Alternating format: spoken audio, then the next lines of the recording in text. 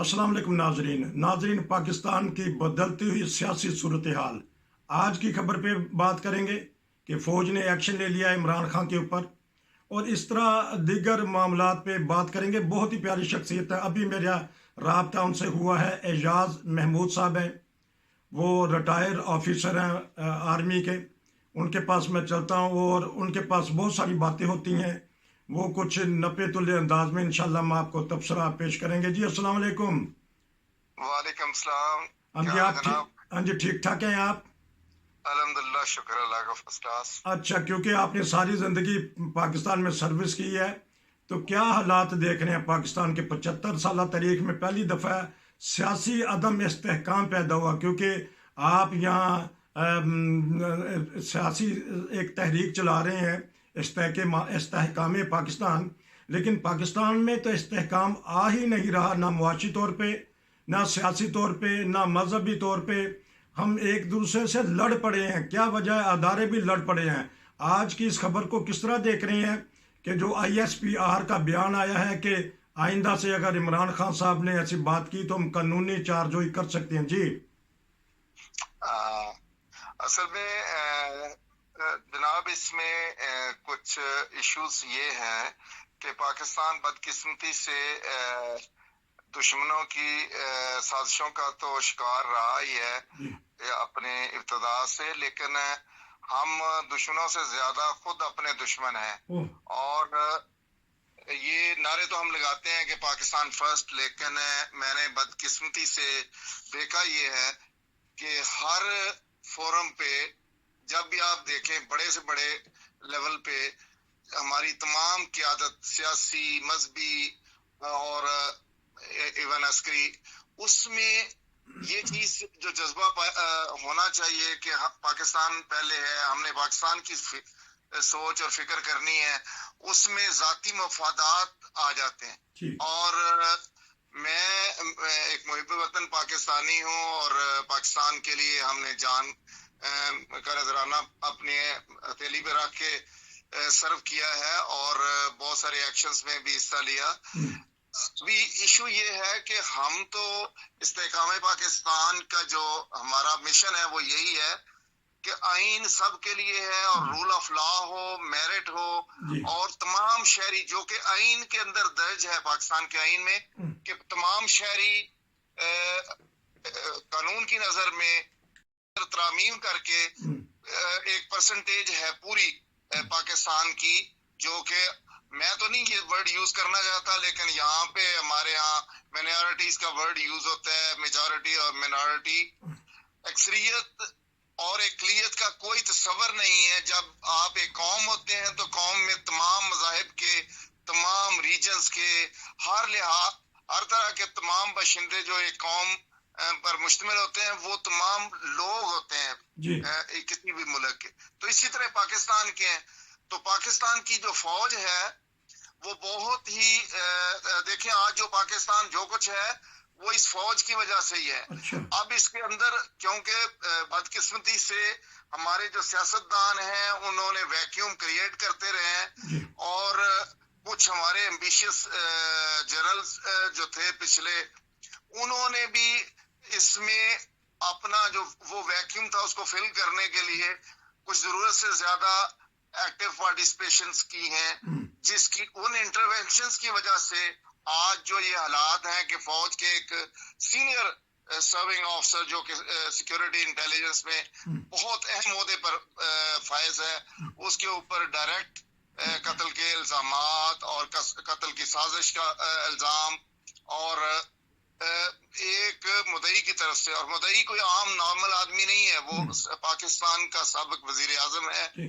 अब वो अपनी हैसियत में एक पॉलिटिकल पार्टी जो कि बहुत बड़ी पॉलिटिकल पार्टी है, और इस वक्त तो पॉपुलैरिटी के हिसाब से वो नंबर 1 है ऑलमोस्ट, लेकिन बात यह है कि ये पाकिस्तान के मफाद में नहीं है। पाकिस्तान की आर्म फोर्सेस जो हैं वो बुनियादी तौर पर वो किसी सियासी जमात से उनकी ना तो वाबस्तगी है, ना उनका कोई वाबस्तगी होनी चाहिए। हमारी वाबस्तगी पाकिस्तान से है और पाकिस्तान से ही वाबस्तगी होनी चाहिए। इसमें तमाम जो फरीक हैं उनके लिए ये मैसेज है, और मैं दुआ भी ہوں کیونکہ ہم دعا کر سکتے ہیں اور اپنے جو بڑے ہیں ان سے یہ درخواست کر سکتے ہیں کہ سینٹی پرویل کرے اور اللہ تعالیٰ ان سب کو ہدایت دے اور یہ سب اپنی اپنی انا کو چھوڑ کے ایک ایک سٹیپ پیچھے ہٹیں اور تھوڑا سا صورتحال کو سنبھالیں، کیونکہ یہ کسی بھی طرح سے ہم نے 1971 میں بھی یہ بہت بڑی سزا اور ایسا وہ ایک فوجی کے لیے تو اس سے بڑا المیہ کوئی نہیں ہوتا کہ اس کو شکست وہ کہتا ہے میں مر جاؤں شہید ہو جاؤں یا غازی ہوں، کیونکہ شکست جو ہے اس کے لیے وہ ایک ایسی لعنت ہوتی ہے جسے وہ کسی بھی صورت میں قبول نہیں کرنا چاہتا. تو یہ ہمارے جو یونیفارم میں لوگ ہیں یہ بہت باوقار شعبہ ہے اور اس کی عزت تکریم تمام لوگوں پہ پولیٹیکل لیڈرز پہ بھی ہے، لیکن پرابلم یہ ہے کہ چونکہ ماضی ہمارا ایسا داغدار رہا ہے کہ اس کی وجہ سے ابھی جو پریزنٹ سچویشن ہے اس کے اندر انفارچونیٹلی یہ ہوا ہے کہ پوری قوم کا جو ایک سیگمنٹ تھا جس میں اب پی ڈی ایم کی سپورٹ والے لوگ تھے وہ پہلے الینیٹ رہے اور وہ فوج کے خلاف اور ادارے کے خلاف اور جرنیلوں کے خلاف بات کرتے تھے. اب وہ رول ریورسل ہو گئی ہے جب سے یہ رجیم چینج ہوئی ہے.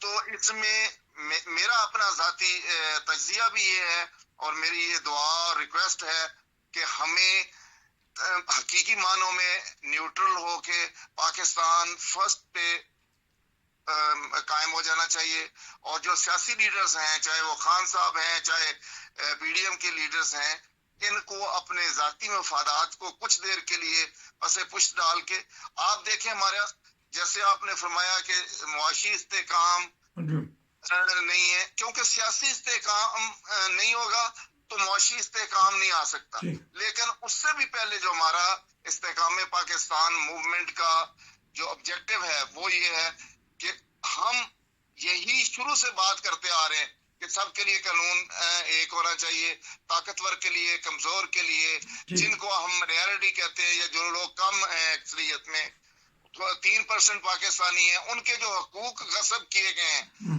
وہ آئین کے اندر دی ہوئی گارنٹیز کے اگینسٹ ہے. اور یہی نقطہ ہم اٹھا کر کے یہ ایک عالمی سچائی ہے اور اپنے دوستوں کے سامنے میں نے تو ہائیسٹ لیول پہ بھی اپنے دوستوں کے سامنے یہ بات رکھی ہے اور ان سے ریکویسٹ کی ہے کہ ہمارے پاس جرمنی کی نظیر ہے، بہت ساری دنیا کے ممالک کی نظیر ہے کہ یہاں پہ بھی انہوں نے جیوز جو تھے وہ ایک قوم کا حصہ تھے لیکن ان کو مذہب کی بنیاد پہ ڈسکریمنیٹ کر کے ان کے خلاف ایکشن کیا گیا اور اس کی سزا اس قوم نے بہت بھگتی اور اس کے بعد انہوں نے یہ ریئلائز کیا اور آج یہ ایک زندہ قوم ہے اور انہوں نے اپنی اس ایکسپیریمنٹ سے یہ ثابت کر دیا ہے کہ جو مذہب ہے یا کوئی بھی کسی بھی بنیاد پہ جو ڈویژن ہے یا نفرت وہ نہیں ہونی چاہیے. اور میں اس میں یہ ضرور کہوں گا کہ خان صاحب کو بھی کیئرفل ہونا چاہیے. اس کے لیے جو لیگل ایونیوز ہیں وہ انہوں نے پہلے ایکسپلور کرنے کی کوشش کی ہے. کچھ انفارچونیٹ ہے کہ ہمارا جو جوڈیشل سسٹم ہے اس کی بھی کریڈیبلٹی ہر کسی نے اس حد تک ٹینٹ کر دی ہے اور وہ کمپرومائز ہے کہ کسی بھی ادارے پہ اعتبار ہی نہیں رہا. تو اس لیے اگر پراپر فورم پہ یہ چیز جوڈیشل کمیشن کے ذریعہ سے یا پارلیمنٹری کمیشن سے اگر تو ان کے جو جائز ہیں اور ان کے پاس ثبوت ہیں تو ان کو پیش کرنا چاہیے اور ان ثبوتوں کے ساتھ وہ جا کے کورٹ آف لا میں پروف کرے اور پھر جو بھی آفسر ہے وہ اس جگہ پہ اور اس یونیفارم میں رہنے کا حقدار نہیں ہے پھر اس کے خلاف ایکشن ہونا چاہیے. اور فوج کے اندر تو احتساب کا بہت مضبوط سسٹم ہے اور یہی ہمارے ادارے کی اسٹرینتھ رہی ہے کہ ہم میرٹ پہ کام کرتے تھے اور اسی وجہ سے جب ہمیں استحکام پاکستان کے اس کو دیکھا ہم نے مشن کو تو مجھے یہ چیز بہت اچھی لگی اور یہی پاکستان کی تمام بیماریوں کا علاج ہے کہ ہم عدل پہ قائم ہو جائیں اور انصاف سب کے لیے ہو اور سب شہری برابر ہوں آئین کے حساب سے. مذہب کوئی علاقہ کوئی چیز چاروں صوبے ہیں ان کے مختلف علاقے ہیں آگے مختلف زبانیں ہیں چھوٹے چھوٹے ایریاز ہیں ان کو اگنور کر کے کہ یہ ہماری فالٹ لائنز ہیں اور ان فالٹ لائنز کو ہمیں سمجھنے کی ضرورت ہے, اور اس کا علاج وہی ہے جو جرمنی نے ماڈل پیش کیا ہے کہ ہم سب شہریوں کو برابر حقوق دے دیں, ان کو میرٹ کے اوپر نوکریاں دیں, میرٹ پہ ان کو, یہ ڈسکریمنیشن نہیں ہے کہ یہ فلاں ہے تو یہ ملک کا سربراہ نہیں بن سکتا. ایک اگر ہندو ہے اور ایک عیسائی ہے یا کوئی بھی دوسرے ریلیجن سے ہے تو اس کو پاکستان میں اگر وہ میرٹ پہ ڈیزرو کرتا ہے, وہ اپنی پبلک سروس پبلک کے سامنے پیش کرتا ہے اور وہ کہتا ہے کہ دیکھیں یہ میری پالیسیز ہیں, میں اپنے وطن کے لیے اپنی قوم کے لیے یہ چیز کروں گا, تو وائی ناٹ گیو ہم اے چانس. بہت ساری دنیا میں یہ ہو رہا ہے. تو یہ جو چیز ہے کہ ہم نے مذہب کی بنیاد پہ پاکستان کو, ٹھیک ہے یہ لا الہ الا اللہ کے نعرے پہ بنا تھا, لیکن اس کے ساتھ ہی جو بانیے پاکستان تھے ان کے جو واضح تصور تھا پاکستان کے حوالے سے وہ اتنا شاندار ہے کہ اس پہ رشک آتا ہے. اور وہ ایسے ویژنری لیڈر تھے کہ میرا خیال ہے وہ ایسے لیڈر کی نظیر دنیا میں بہت کم ہے. اور ہم نے بدقسمتی پاکستان کے جو آج 75 سال کا آپ نے ذکر کیا ہے وہ یہی ہے کہ ہم نے ان کی رستے کو چھوڑ کے مفادات کو میں اور تقسیم ہو کے ہم اپنا نقصان کر رہے ہیں. ہاں جی, آپ نے 10 منٹ کا بڑا زبردست تبصرہ کر دیا, جاندار تبصرہ. یہ بتائیے گا کہ اب سپہ سالار کو کیا کرنا چاہیے, کیونکہ حالات بگڑ چکے ہیں. جس طرح آپ نے کہا کہ بیک فٹ پہ ہر کسی کو جانا چاہیے. فوج تو بہت قربانیاں دے رہی ہے, غازی بھی بن رہے ہیں, شہادتیں بھی ہو رہی ہیں, ہمارے سیکورٹی ادارے پولیس بھی شہادتیں دے رہی ہے, سول لوگ بھی مر رہے ہیں, ہمارے اساتذہ بھی مر رہے ہیں. تو اب تینوں چاروں کو بیٹھ کے آخری اس کا حل کچھ نہ کچھ تو نکالنا پڑے گا. استحکام پاکستان کے لیے, پاکستان کے لیے کچھ نہ کچھ تو کرنا پڑے گا. 2 منٹ پلیز اگر بتا دیں گے تو پھر انشاءاللہ نیکسٹ ٹائم آپ سے ایک اور میں بھرپور تبصرہ لوں گا.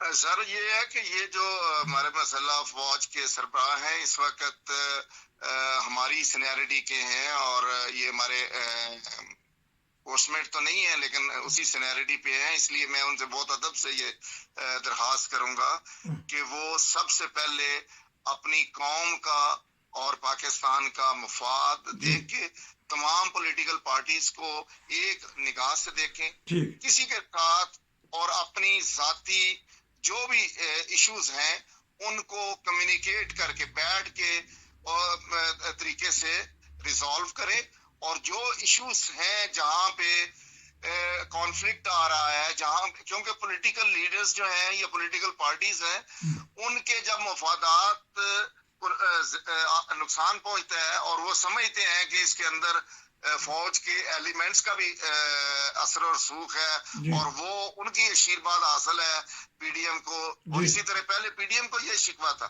میں بالکل اس میں کرسٹل کلیئر کہتا ہوں کہ نہ ووٹ جائز تھا نہ آج جائز ہے, اور اگر یہ صرف الزامات ہیں تو پھر اس کو جس طرح کہتے ہیں کہ جسٹس جو ہے وہ ہوتا ہوا نظر آنا چاہیے, اور پرسپشن جو ہے وہ بہت اسٹرانگ ہوتی ہے, وہ ریالٹی سے زیادہ اسٹرانگ ہوتی ہے. تو خدا کے لیے پھر اس اپنی پرسپشن ہے فوج کی, اس کا جو وقار تھا, جو لوگوں کے دلوں میں محبت تھی, اس کو ریوائیو کرنے کے لیے جو بھی نیسیسری سٹیپس ہیں, اور میں سمجھتا ہوں کہ فوج کے ادارے میں تھاٹ پروسیس ہوتا ہے, تھنک ٹینکس ہوتے ہیں, اور وہ اپنی سول سرچنگ کرتے رہتے ہیں اور احتساب کا پروسیس بھی انیشیٹ کرتے رہتے ہیں. جہاں پہ ضرورت ہے وہاں احتساب کرے اور اپنے آپ کو ٹرانسپیرنٹ اور کلین رکھ کے بائی پارٹیزین ہو کے بالکل صحیح معنوں میں جس کو کہتے ہیں حقیقی طور پر وہ غیر جانبدار ہو جائے, کہ کسی کے طرف بھی لیننگ نہیں ہونی چاہیے, کیونکہ یہ پاکستان کی فوج ہے, یہ قومی فوج ہے, اور ہماری قومی فوج ہونے کا یہ ہے کہ ہر پاکستانی ہم سے محبت کرے اور ہمارے پیچھے کھڑا ہو, کیونکہ فوج جنگ نہیں جیت سکتی جب تک کہ اس کے پیچھے قوم نہ کھڑی ہو. جانبداری کا مظاہرہ نہیں ہونا چاہیے. آخر میں یہ بھی بتا دیجیے گا, ورنہ کے بعد بہت کچھ ہوتا ہے. ورنہ کیا ہو سکتا ہے اور کیا ہوگا؟ دشمن تو بالکل طاق میں بیٹھا ہوا ہے. آگے ہم نے ایک ملک گواہ بیٹھا ہے, آدھے ملک گواہ بیٹھے ہیں, 1 لاکھ کے قریب بندے مروا بیٹھے ہیں دہشت گردی میں. ورنہ کیا ہوگا یہ بھی ذرا تھوڑی سی وارننگ دے دیجیے گا. ورنہ یہ ہے کہ اللہ تعالیٰ ہمارے ملک کی حفاظت کرے. آمین. دیکھیں جو انڈیکیٹرز ہوتے ہیں، جو اسٹڈیز جی لوگوں نے، ہم نے ہسٹری پڑھی ہے، اس کے اندر تمام کے تمام جو انڈیکیٹرز ہیں وہ سارے کے سارے منفی جا رہے ہیں. اور منفی. پاکستان کا وقار کمپرومائز ہو رہا ہے. نہ آپ انٹرنیشنل کسی انسٹیٹیوشن میں اسٹرینتھ کے ساتھ بات کر سکتے ہیں جی. جب، اور اکنامکلی پورا دنیا میں بھی اس وقت جو دنیا ملٹی پولر ہو رہی ہے، اور اس کے اندر چائنا کا جو ایلیمنٹ ہے، یہ بھی ہے کہ چائنا اور رشیا کا ایلیمنٹ اور ویسٹ کا آپس میں جو کانفلکٹ ڈیولپ ہو رہا ہے، اس کے ساتھ بڑی حکمت سے ہمیں نیویگیٹ کرنے کی ضرورت ہے. اور جو جیسے آپ نے کہا ہے کہ ورنہ یہی ہے کہ دشمن تو تیار بیٹھا ہے. جی. اگر وہ اس کو ہم موقع فراہم کریں گے تو پاکستان وہ ہر جو بری سوچ سکتے ہیں وہ کرنے کے لیے تیار بیٹھے. اور ہم پھر جس وقت آپس میں تقسیم ہو جائیں، اندرونی طور پر کمزور ہوں، تو آپ بیرونی محاذوں پہ اپنا افیکٹو دفاع نہیں کر سکتے. اور پاکستان کے اندر اللہ کا فضل سے اتنا پوٹینشل ہے. اور مجھے تو افسوس ہوتا ہے کہ ہماری یہاں صورتحال اتنی ڈاؤن چلی گئی ہے. ہم کمیٹی آف نیشنز میں ہمیں بہت آگے فرنٹ پہ دیکھنا ہے. اور اسی لیے یہ استحکام پاکستان کی جو ہم نے موومنٹ چلائی ہے، اس کا بنیادی ایم ہی یہ ہے کہ پاکستان کی آرم فورسز اور پاکستان کے وقار کے لیے ہم ہر ممکن حد تک آگے جائیں اور عوام کے اندر شعور اور اویئرنیس پیدا کریں، اور تمام بھائیوں کو بتائیں کہ اس بیماری کا سلوشن کیا ہے. اور بیماری کا سلوشن پھر میں آخر میں یہی کہوں گا کہ یہی ہے کہ عدل و انصاف ہو، عدل و انصاف ہو سب کے لیے. زبردست. ناظرین، یہ اعجاز محمود صاحب تھے، پہلی دفعہ بولے اور خوب بولے ہیں، کھڑاک کر دیا انہوں نے. چائنا کے وزیر خارجہ ہمیں آ کے سمجھاتے ہیں ہمارے گھر میں گھس کے کہ بندے بن جاؤ، آپس میں اتفاق کرو، دنیا کدھر چلی گئی ہے. کسی وجہ سے تو وہ بولے ہیں. یہی اعجاز محمود صاحب کہہ رہے تھے کہ اتفاق کریں.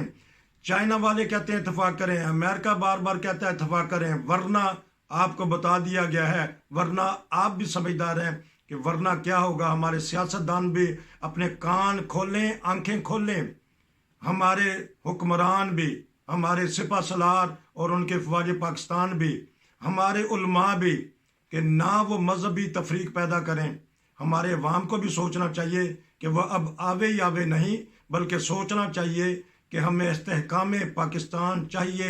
جس مقصد کے لیے پاکستان بنا تھا، باتیں تو بہت ساری ہو سکتی ہیں، لیکن چینی وزیر خارجہ نے ہمارے گھر میں آ کے، جس طرح میاں بیوی بچے لڑائی کر بیٹھتے ہیں، وہ سمجھانے آئے تھے.